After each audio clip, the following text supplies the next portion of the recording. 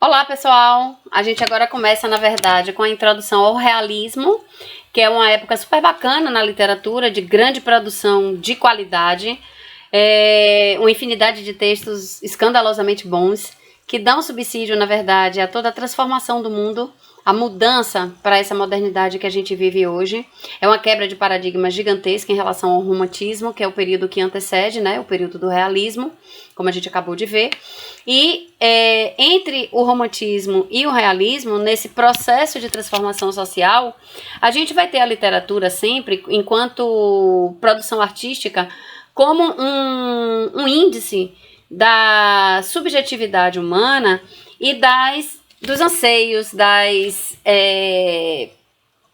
todas as, digamos assim, manifestações que o ser humano pode ter, que o ser humano pode apresentar, certo? A partir daquele contexto sócio-histórico, cultural em que ele está inserido, que ele está vivendo, certo? A gente vai ver, na verdade, uma grande ascensão de uma literatura burguesa nesse período, e para a gente entender o que é essa literatura burguesa, a gente precisa exatamente entender o que era que estava acontecendo na sociedade de então, certo? A segunda metade do século XIX, ela grava aí esse período, na verdade, certo? A segunda metade do século XIX, que a gente vai ter a introdução do realismo. Primeiramente, a gente vai falar do realismo em Portugal, para depois a gente abordar o realismo no Brasil, que é a literatura que nos interessa, né? Literatura de língua portuguesa, Portugal e Brasil. A gente também tem acesso hoje à literatura de outros países da comunidade de língua portuguesa, países do continente africano, inclusive também. A gente pode fazer um intercâmbio com alguns textos, que é uma coisa bem legal, culturalmente, né? Ver essa intertextualidade, como é que as coisas ocorreram em cada região diferente. E a gente tem o que se chama de literatura propriamente dita. Não que o romantismo não tenha sido, não que toda a literatura que antecedeu também não tenha sido. Mas é porque o homem, ele toma um lugar na história até então inédito. E esse lugar traz uma relevância muito grande de acordo com a importância que o raciocínio, a importância que, digamos assim, o cientificismo alcança durante toda essa época. Então a gente vai ter uma retomada do raciocínio humano de uma forma muito forte, certo? Em oposição à subjetividade extrema, à imaginação, a toda a emotividade que o romantismo traz consigo. Inclusive os grandes arroubos românticos, quando a gente trata, por exemplo, de Castro Alves, trazendo a sua literatura social, a literatura de revanche, né? A literatura em que se vai conclamar, na verdade, as pessoas através do texto, através de toda a dramaticidade da poesia, para que se lute pela abolição, por exemplo, certo? Então a gente tem, na verdade, no período realista, a segunda metade do século XIX, em Portugal, a gente vai ter um Portugal diferente, distanciado dos demais países europeus. Já em franca queda em relação à época do período das grandes navegações, em que Portugal era uma enorme potência mundial por conta mesmo da promoção do descobrir o novo mundo, do se aventurar pelos mares, as grandes naus portuguesas, a gente vai ter um Portugal ainda extremamente agrário, ainda extremamente campesino, com um homem que vive em extrema pobreza, indiferente a uma aristocracia, certo? E uma sociedade portuguesa pautada ainda por muito analfabetismo e muita subserviência popular. A gente vai ter nesse momento uma Europa envolvida, em geral, em grandes mudanças sociais e políticas que vão está acompanhadas de grandes revoluções e grandes movimentos revolucionários que são bastante importantes. São lutas de classe acontecendo o tempo inteiro, certo? É um processo de industrialização cada vez maior, se firmando uma aristocracia que cai na luta entre burguesia e operários, e que vai, na verdade, gerar um novo conflito social, que é o conflito entre operários e burgueses, né? Mas cai aquela condição inicial que se tinha da aristocracia contra os demais povos. E essa luta de classes todas vai reacender o valor social do homem, o valor do homem enquanto ser pensante, o valor do homem enquanto ser produtivo, o valor do homem enquanto ser capaz de transformar pelo trabalho a sua realidade e a natureza que o envolve. Paralelo a isso, a gente vai ter no mundo inteiro, Sorbonne, certo? Na França, e outras faculdades dos demais países, especialmente a gente vai ter na Itália e a gente vai ter em Portugal, em Coimbra, os grandes movimentos estudantis. Quando a gente fala de literatura portuguesa, é exatamente de Coimbra que parte a revolução, digamos assim, que parte a movimentação que vai gerar o realismo em Portugal. Está em consonância, na verdade, esse movimento universitário com os movimentos universitários que se espalham pela Europa como movimentos de conscientização da população. Afinal de contas, a universidade era o centro de todo o desenvolvimento científico, do pensamento racional. A gente tem a fortaleza, digamos assim, do pensamento científico através da experiência, através da manutenção, certo? De um pensamento baseado na observação e na experiência. A ciência se faz por uma construção rigorosa de métodos. Na verdade, não é simplesmente um achismo, não é simplesmente um pensamento que surge do nada, e nem é também um pensamento que deriva do teocentrismo, da teocracia, nem de Deus que inventou o mundo e Deus criou a natureza. Então a gente vai ter, na verdade, um desenvolvimento e uma crença, uma fé muito grande, através das universidades, do pensamento científico. Todo esse movimento cultural, educacional, é também um movimento político, é também um movimento social, é também um movimento que se reflete na cultura como um todo, porque muda paradigmas importantes, se rompe com o escapismo e o idealismo do romantismo e se inaugura um movimento que traz a razão para o eixo e para o centro da história da humanidade. Isso não pode, na verdade, deixar de ser manifesto na pintura, na escultura, na arquitetura, assim como também na música e na literatura, em todas as artes que a gente puder pensar. Quando a gente trata de literatura, a gente está tratando de arte da palavra, e a gente precisa pensar que essa arte da palavra ela vai estar compromissada com todos os movimentos que embasam esse período da segunda metade do século XIX, que é muito bacana, na verdade. A gente tem até hoje como toda a base do pensamento científico ocidental, já com algumas evoluções, obviamente, né, pelo passar do tempo, pela cronologia natural, mas a gente tem concomitantemente acontecendo, cronologicamente, né, de forma sincrônica, a gente tem acontecendo o realismo e o naturalismo, são os nomes literários para esse movimento todo que está acontecendo, de cientificismo, o movimento do desenvolvimento da técnica, da pesquisa científica, certo? Dos métodos, na verdade, do próprio capitalismo de desenvolvimento das cidades, né? Há um desenvolvimento urbano gigantesco nesse período todo aí. Então você tem a exata queda mesmo do modelo feudal que já vem se desintegrando ao longo desses séculos que passaram, e a gente vai ter as cidades com uma força muito grande, os comércios se intensificando, as estradas de ferro sendo criadas, as fábricas funcionando a todo vapor, e a ciência colaborando para um desenvolvimento humano e científico gigantesco, certo? Que a humanidade não teve notícias em tempos anteriores. Então a gente tem um movimento derivado daquela primeira revolução industrial, que foi capaz, na verdade, de vencer a aristocracia através da união de burguesia e operariado, que já vai trazer um outro fruto, como eu acabei de falar, que é o fruto, na verdade, da exploração da classe burguesa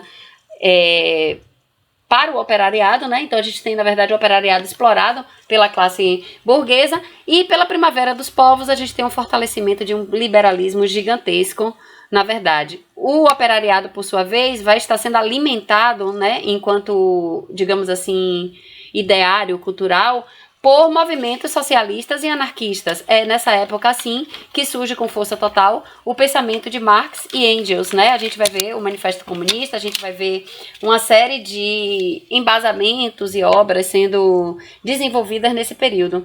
E aí entra pra gente quem, né? Os grandes nomes que a gente tem como referência na filosofia, na ciência, na indústria, certo? Nos modelos de pensamento filosófico, que é o Auguste Comte com o positivismo, né, através da observação, da experimentação, da validação científica, que a humanidade pode progredir.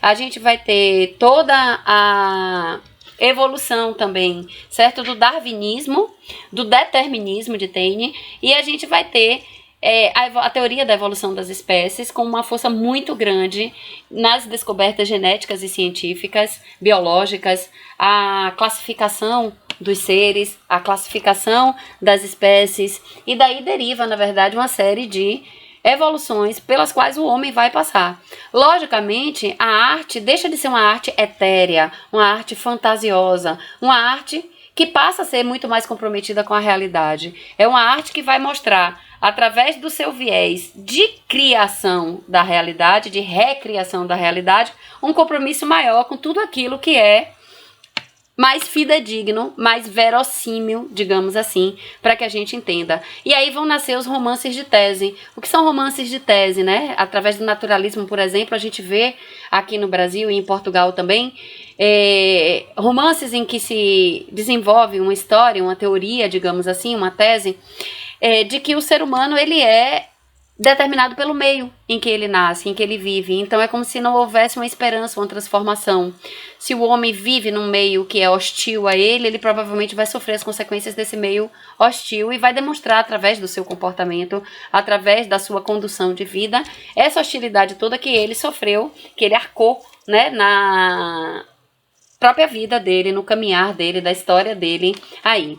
A gente tem, como eu estava dizendo a vocês, se a gente está mais próximo da ciência, obviamente a gente vai fazer alguns raciocínios e entender claramente que a cultura aristocrática cede espaço para a cultura burguesa, assim como toda a cultura clerical, toda a evangelização, todo o domínio baseado na igreja e nas ideias que são religiosas, elas caem também. Então, o respaldo para que se desenvolva o pensamento vai ser um respaldo científico e, portanto, um respaldo laico, né? Ou seja, sem religião, sem estar atrelado a nenhuma teocracia, digamos assim, nem mitologia também, né? É o momento do pensamento científico, é o momento da razão.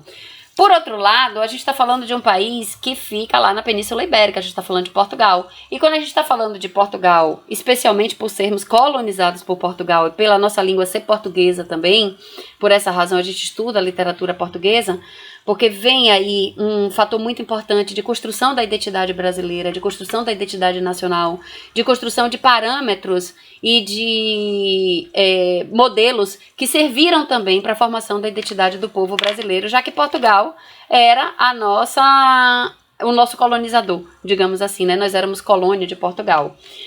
A gente vai ter, né, a questão Coimbra, exatamente acontecendo em 1865, no segundo semestre, lá na faculdade de Coimbra, na Universidade de Coimbra, que é uma universidade lindíssima, tá lá até hoje pra gente visitar. Quem tiver a oportunidade de ir a Portugal, não deixe, na verdade, de conhecer Coimbra, e a Biblioteca de Coimbra, por sinal, que tem livros do trovadorismo incríveis. Eu preciso falar isso aqui para vocês. São grandes livros que os monges construíram e pintaram iluminuras. Em outro momento eu posso até mostrar para vocês essas pinturas, no momento da aula de trovadorismo mesmo, que a gente for fazer revisão.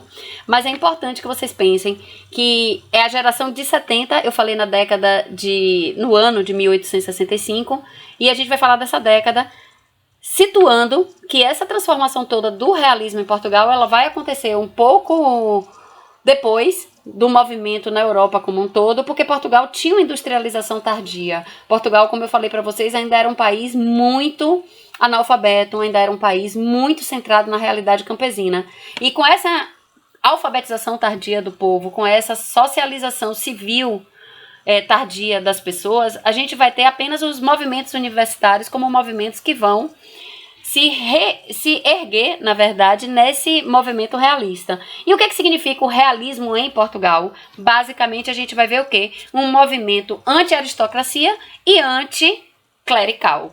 E então, os romances que se constroem em Portugal, a literatura portuguesa, ela vai ter uma base de crítica à moralidade social, de crítica à moralidade teocêntrica ainda, centrada nos valores cristãos em excesso, e a tentativa de mostrar que a realidade por trás desse maniqueísmo, aqui a gente volta a um maniqueísmo, na verdade, como construção, inclusive de figuras sociais, especialmente em relação à igreja, em relação ao Estado, em relação à aristocracia, mostrando e revelando que são seres humanos, portanto, são seres falíveis, são seres imperfeitos por natureza. Então, a gente tem aí, no ciclo de Lisboa, uma construção muito forte de autores que se reúnem, né,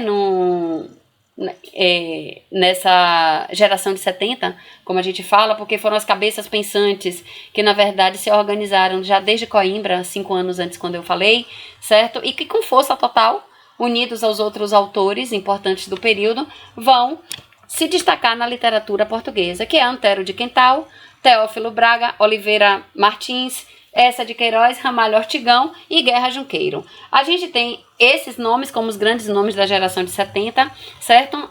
Com a crítica à igreja, com a crítica à monarquia, com a crítica a toda a situação do país Portugal, do analfabetismo do povo, um engajamento social muito grande, certo? E o governo, obviamente, certo, se incomoda com essas palestras, né, que vão ser, digamos assim, realizadas no ciclo lisbonense. Esses autores, eles se reúnem e resolvem palestrar para a população, palestrar para os universitários, os estudantes, as pessoas de bem, as pessoas de classe, digamos assim, da região da capital de Portugal, Lisboa. E o governo, sabendo que são ideias subversivas, ideias anárquicas, digamos assim, contra o poder estabelecido, proíbe que essas conferências sejam realizadas exatamente por taxá-las de subversivas, certo? Então, a gente tem, na verdade, toda a teoria do evolucionismo de Darwin, toda a teoria do positivismo de Auguste Comte, a gente vai ter, né, o determinismo e mais as ideias marxistas, certo? Embasando a literatura desse período em Portugal. Não deixem de conhecer Essa de Queiroz, mesmo que seja através de um filme, certo? As obras dele são incríveis, obviamente tem uma linguagem diferente da linguagem que a gente fala hoje, pela evolução mesmo do tempo normal, mas os livros têm adaptação para o cinema, inclusive, e O Crime do Padre Amaro é um grande filme em que vocês podem sentir o que foi essa época de questionar os valores que a igreja passava, por exemplo, o celibato do padre, né? Então, se deveria, através dos preceitos da Igreja Católica, o padre e a freira serem celibatários. E assim, através de uma história de romance, através de uma história de amor, certo?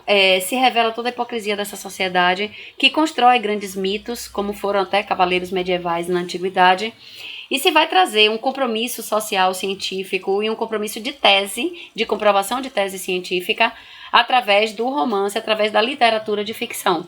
Por hoje é só, certo? Até a próxima aula. Beijinho, pessoal!